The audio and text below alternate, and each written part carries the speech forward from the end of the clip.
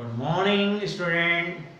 Rajesh sir की class Balaji commerce ज्ञान में आपका स्वागत है। शुरू करते हैं आज की क्लास। सब्जेक्ट बही खाता तथा लेखा शास्त्र और बही खाता तथा लेखा शास्त्र में आज का टॉपिक है जर्नल के विभाग, जर्नल की सहायक बहियां। तो समझते हैं जर्नल के विभाग किसे कहते हैं, जर्नल की सहायक बहियां क्या होती हैं। प्यारे बच्चों, अभी तक आपने जर्नल के बारे में अच्छी तरह से पढ़ा, जर्नल के कुछ क्वेश्चन किए। जर्नल की सहायक बहियों के बारे में आज समझते हैं। प्यारे बच्चों, अगर व्यवसाय का आकार छोटा होता है, लेन देनों की संख्या कम होती है, तो सभी लेन देन जो व्यवसाय से संबंधित सभी मौद्रिक लेन देन हैं उन्हें जर्नल में लिखा जाता है। जैसे आपने अभी क्वेश्चन किए हैं जर्नल के, वो सभी लेन देन आपने जर्नल में लिखे हैं। लेकिन जब व्यवसाय का आकार बड़ा होता है, व्यावसायिक लेन देनों की संख्या बहुत अधिक होती है, बड़ी बड़ी संस्थाएं, बड़े बड़े व्यवसाय, बड़ी बड़ी कंपनियां में लेन देनों की संख्या बहुत अधिक होती है। उन लेन देनों को जर्नल में लिखना बहुत कठिन होता है, बहुत असुविधाजनक होता है। तो इसलिए उन लेन देनों को, विभिन्न लेन देनों को विभिन्न पुस्तकों में लिखना जर्नल के विभाग, जर्नल की सहायक बहियां कहलाता है। जब विभिन्न लेन देनों को विभिन्न पुस्तकों में लिखा जाता है तो उसे जिन पुस्तकों में लिखा जाता है उन पुस्तकों को जर्नल के विभाग या जर्नल की सहायक बहियां कहते हैं। वो कौन सी पुस्तकें हैं जो जर्नल की सहायक बहियां कहलाती हैं, उन पुस्तकों को हम आज समझते हैं। पहली पुस्तक है रोकड़ पुस्तक, कैश बुक। सबसे महत्वपूर्ण पुस्तक है प्रारंभिक लेखों की ये, और सभी जगह रोकड़ पुस्तक रखी जाती है, सभी संस्थाओं में, सभी विभाग में। रोकड़ पुस्तक में केवल रोकड़ से संबंधित लेन देन लिखे जाते हैं, लेकिन कुछ लोग उधार लेन देन को भी रोकड़ पुस्तक में लिख लेते हैं और दोनों तरफ उधार लेन देन की कॉन्ट्रा एंट्री कर देते हैं, जिससे रोकड़ पर कोई प्रभाव नहीं पड़ता। लेकिन सामान्य तौर पर जो वैधानिक नियम है, इसमें केवल उन्हीं लेन देनों का लेखा किया जाता है, उन्हीं लेन देनों को लिखा जाता है जो नगद होते हैं। इसमें दो पक्ष होते हैं, डेबिट पक्ष और क्रेडिट पक्ष, बायां पक्ष और दायां पक्ष। बायां पक्ष डेबिट और दायां पक्ष क्रेडिट। डेबिट पक्ष में सभी जो प्राप्तियां हैं, जो नगद रूप में प्राप्ति हुई हैं, उन सभी खातों को डेबिट पक्ष में लिखा जाता है, और जो भुगतान किए हैं, जितने भुगतान किए हैं, जिन खातों के माध्यम से भुगतान किए हैं, उन खातों को हम क्रेडिट पक्ष में लिखते हैं। डेबिट में 2 करके लिखते हैं और क्रेडिट में बाई करके लिखते हैं।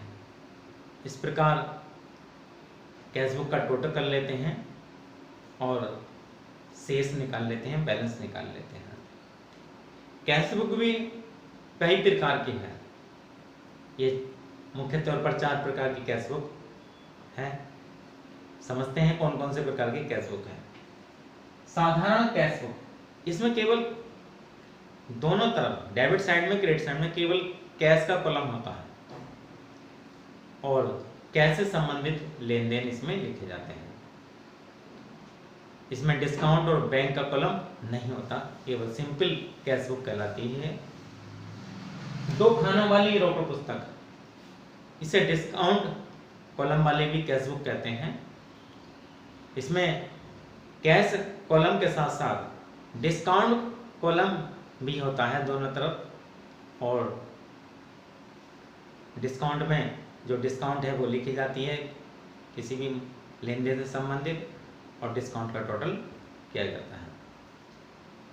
3 खानों वाली रोकड़ पुस्तक, 3 खानों वाली रोकड़ पुस्तक में डिस्काउंट का कॉलम, कैश का कॉलम, बैंक का कॉलम भी होता है, क्योंकि व्यवसाय में बैंक ट्रांजैक्शन भी होते हैं, बैंक संबंधी लेन देन भी होते हैं।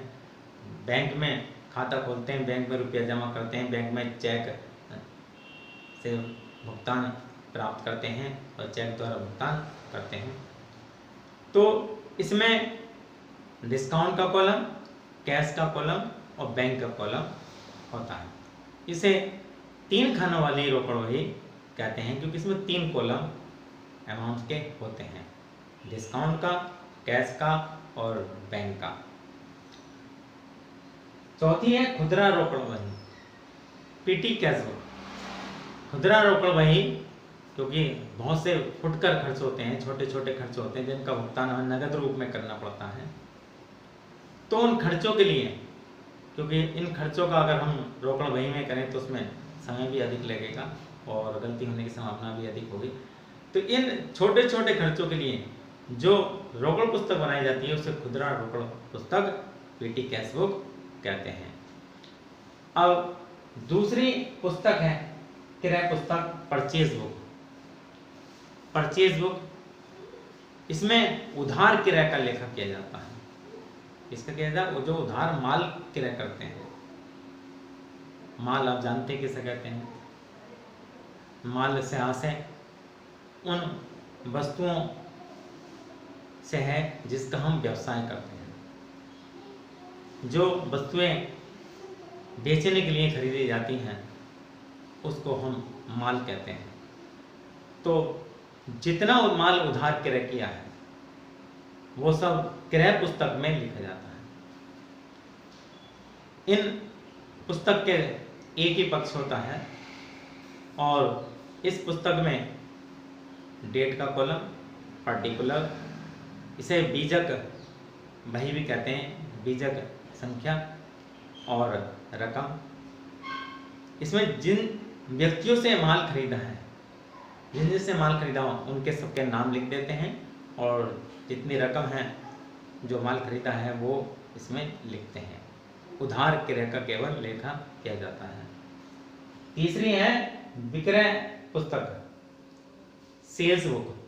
इसमें सेल्स बुक में जो माल आपने उधार बेचा है, जिन जिन लोगों को आपने उधार माल बेचा उनके नाम लिखे जाते हैं और जितना माल बेचा है, जितने मूल्य का माल बेचा है वो माल लिख दिया जाता है और टोटल कर दिया जाता है, तो कुल ये विक्रयों का आ जाता है।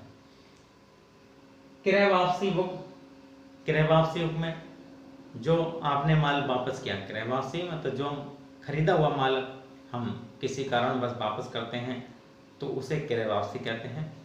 और इस पुस्तक में क्रय वापसी का लेखा किया जाता है। जिन जिन को हमने माल वापस किया है, जिन व्यक्तियों को, जिन संस्थाओं को, उनका नाम लिख देते हैं और जितने रकम का माल वापस किया है वो रकम लिख देते हैं। विक्रय वापसी बुक, ये सेल्स रिटर्न बुक है।